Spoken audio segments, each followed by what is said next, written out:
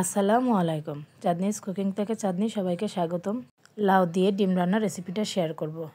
এভাবে লাউ দিয়ে ডিম রান্না করলে আমার ঘরের সবাই মজা করে খায় এবং প্রশংসা করে।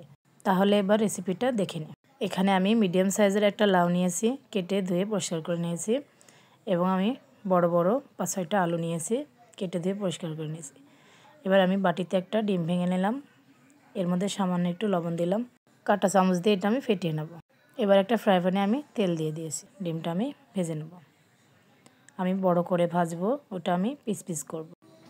একইভাবে আমি মোট 5টা ডিম ভেজে নিয়েছি, উল্টে পাল্টে ব্রাউন কালার করে ভেজে নিয়েছি। এবার একটা কড়াইতে আমি 1/2 কাপ তেল দিয়ে দিলাম আর 1/2 কাপ পেঁয়াজ দিলাম, 4-5টা কাঁচামরিচ দিয়ে এটা আমি একটু ব্রাউন কালার করে ভেজে নেব। এবার এর মধ্যে সামান্য একটু পানি অ্যাড করলাম। এবার রসুন বাটা 1 চা চামচ, পেঁয়াজ বাটা 1 চা চামচ, লাল মরিচের গুঁড়া 1 চা চামচ, হলুদের গুঁড়া 1 চা চামচ, জিরে গুঁড়া 1 চা চামচ, ধনিয়া গুঁড়া 1/2 চা চামচ। এবার স্বাদ মতো লবণ দিয়ে এটা আমি কষিয়ে নেব। এবার এর মধ্যে আমি আবার একটু সামান্য পানি অ্যাড করে দিলাম যাতে মশলাটা নিচে ধরে না যায়। এবার এটা ভালো মতো কষিয়ে নেব তেল ওঠা পর্যন্ত। আমার মশলাটা প্রায় কষানো শেষ। এবার আমি সবজিগুলো এর মধ্যে অ্যাড করে দিচ্ছি। এবার ভালো মতো নেড়েচেড়ে কষিয়ে নেব।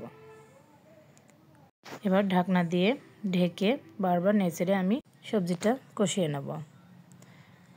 আমার সবজিটা কষানো হয়ে গেছে, আমার তেলটা উপরে উঠে গেছে। আবার একটু নাড়াচাড়া করে এর মধ্যে আমি পানি অ্যাড করে দেব।